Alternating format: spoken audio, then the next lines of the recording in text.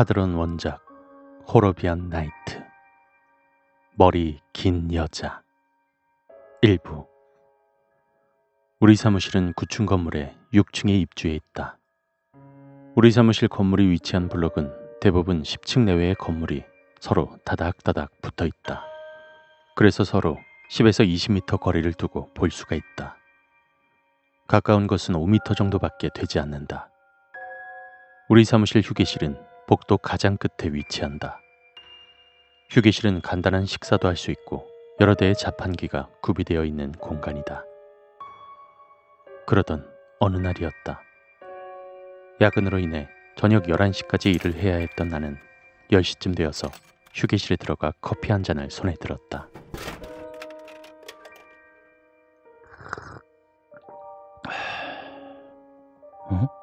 바로 앞 건물. 같은 층 컴퓨터 학원 내에 어둠 속에서 누가 서 있는 것이 보이는 것이다. 같은 층이지만 앞 건물의 높이가 약간 높아서 올려다봐야 했지만 분명히 확인할 수 있었다. 불도 다 꺼져 있고 학원생들도 없는 시간인데 나는 누구인가 하고 눈을 찡그리며 자세히 들여다보고 있었는데 어떤 여자가 어둠 속에서 나를 쳐다보고 있는 것이다. 그것도 학원 건물 창에서 최대한 몸을 가까이 붙이고. 나는 순간 움찔하며 손에 들고 있던 커피를 떨어뜨리고 말았다. 갑자기 온몸에 한기가 느껴지며 기분이 좋지 않았다. 나는 얼른 시선을 피하고 떨어진 컵을 조심스럽게 집어들었다.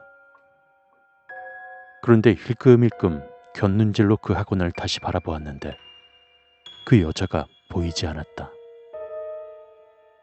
그러자 나도 모르게 긴 한숨을 내쉬며 탄식을 내뱉었다. 아이씨, 간 떨어지는 줄 알았네.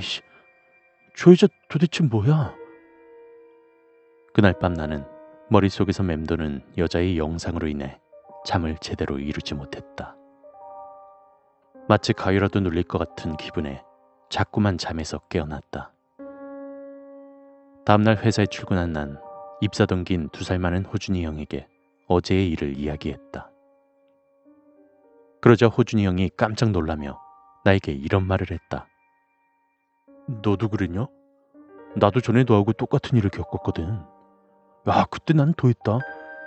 창밖을 보면서 커피 한잔 하고 있었는데 그 학원 창에 좁은 폭으로 까만 커튼 같은 게 쳐져 있더라고. 어두워서 잘 안 보였는데 난 그냥 커튼인 줄 알았지. 지금 생각해도 욕 나오네. 검은색 커튼 같은 게 좁게 늘어져 있어서 좀 이상하다 생각해서 유심히 들여다보고 있었는데 갑자기 커튼이 확 돌더라고. 돌아요? 사람 등이었어. 커튼이 사람 머리카락이었던 거야. 머리를 엄청나게 길게 늘어뜨린 여자가 등을 돌려 날 쳐다본 거야. 와, 나 진짜 그때 심장마비로 죽는 줄 알았다니까. 아니, 그런데 뭐하는 여자일까요? 아니, 내가 그걸 어떻게 아냐? 뭐 그냥 학원하고 관계 있는 여자겠지. 아니, 그런데 야밤에 애들 컴퓨터 학원에서 밤새 뭐하는 걸까요? 불도 꺼놓고 창가에 서서. 그러게 말이야. 나는 너무 찜찜했다. 그 뒤로 웬만하면 나는 야근 시간에도 휴게실을 이용하지 않았다. 그 여자가 너무나 소름 끼쳤기 때문이다. 그러던 어느 날이었다. 그날도 야근으로 나는 늦게까지 남아 있었는데 밖이 소란스러운 것이었다. 소방차 한 대와 구급차 한 대가 컴퓨터 학원 건물 앞에 있는 것이다. 무슨 일인가 하고 나가보았는데 누가 화재 신고를 했다는 것이다. 알고 보니 실제로 불이 난 것은 아니고 컴퓨터 학원에서 바퀴벌레를 잡으려고 연막식 퇴치제를 살포하고 문을 닫고 퇴근해버린 것이었다.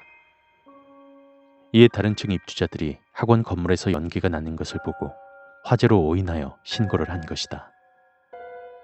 나는 구급차 옆에서 여자 학원 원장에게 소방대원이 훈계하는 것을 엿듣고 있었다. 아니, 원장님, 연막탄 터뜨리면서 건물주나 다른 입주자에게 말도 안 해주셨습니까? 아, 죄송해요. 말해줘야 한다는 걸 몰랐어요. 그냥 문만 닫아놓으면 될 줄 알았죠. 옛날에 이 건물에서 불이 나서 사람이 죽었다고요. 그대로 건물주나 입주자들이 얼마나 민감해져 있는지 아세요? 옆에서 듣고 있던 난 깜짝 놀라 그 소방대원에게 물었다. 헐, 사람이 죽었어요? 예, 이 학원이 들어서기 전에 무슨 미술학원인가 있었는데 불이 나서 여자 보조교사 한 명이 질식사했어요. 나는 으스스한 기분을 억누를 수 없었다. 궁금한 마음에 나는 옆에 서 있는 원장에게 말을 건넸다.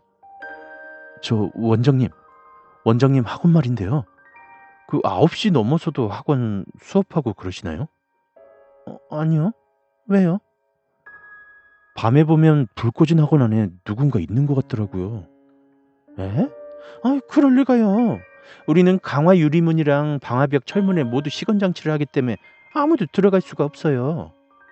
그리고 도둑 맞은 물건들도 없고요. 컴퓨터 학원인데 웬만한 시건 장치는 다 해놓잖아요. 아닌데.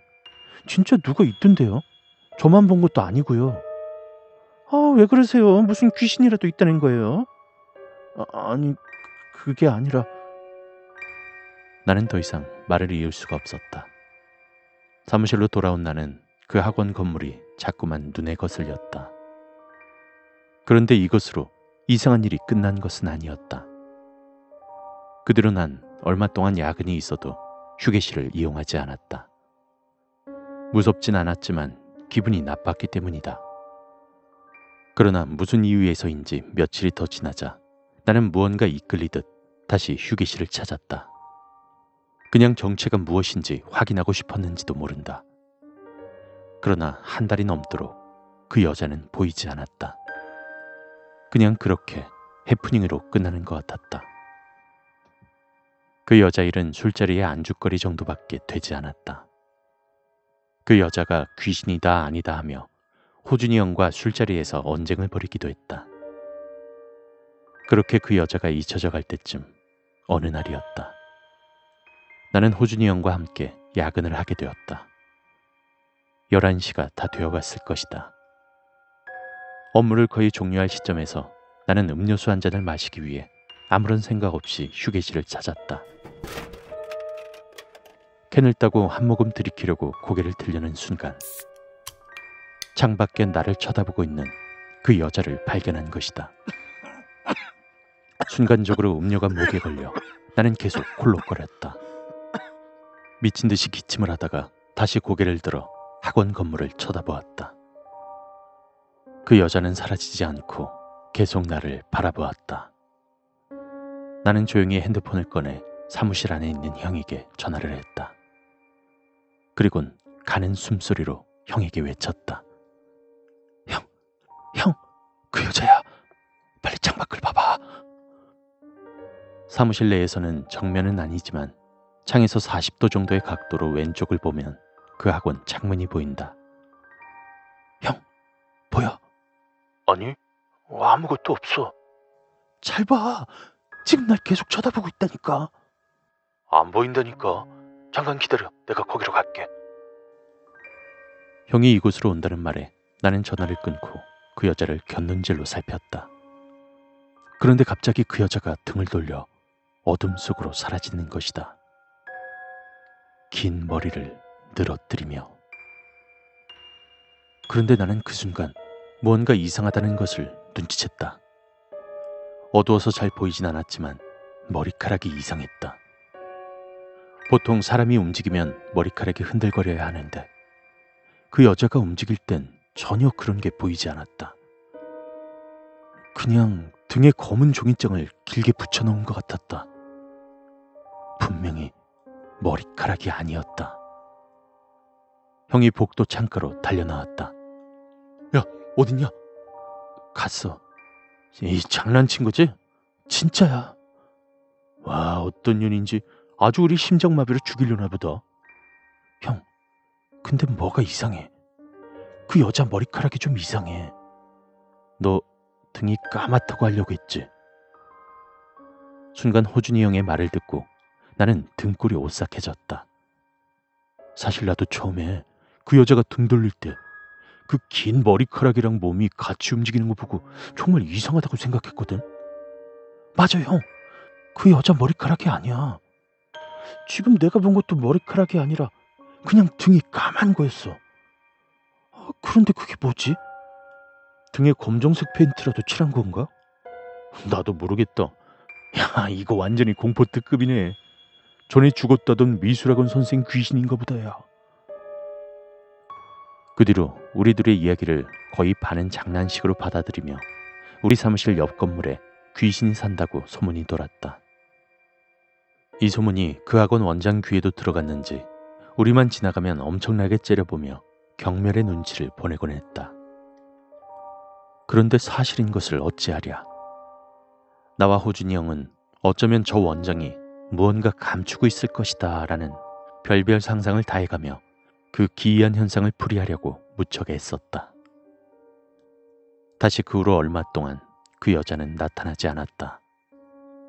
사실 나타나지 않은 것이 아니라 야근 시간에도 웬만하면 휴게실 근처도 가지 않았기 때문이다.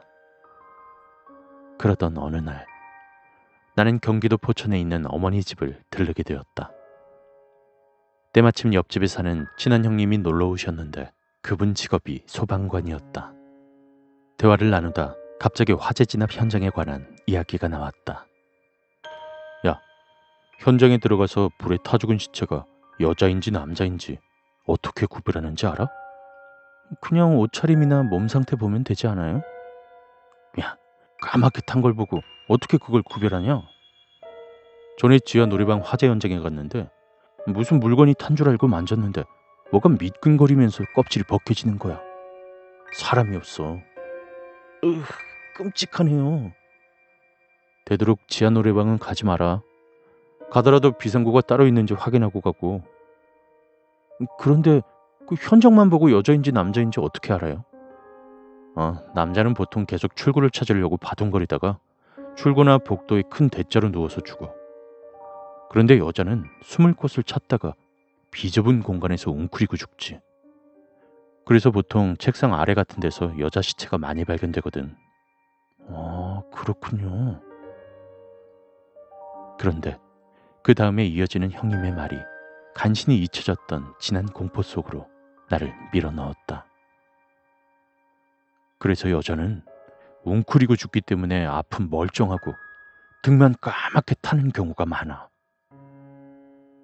순간 모골이 송연해지며 나도 모르게 거친 말이 튀어나왔다. 이런 젠장.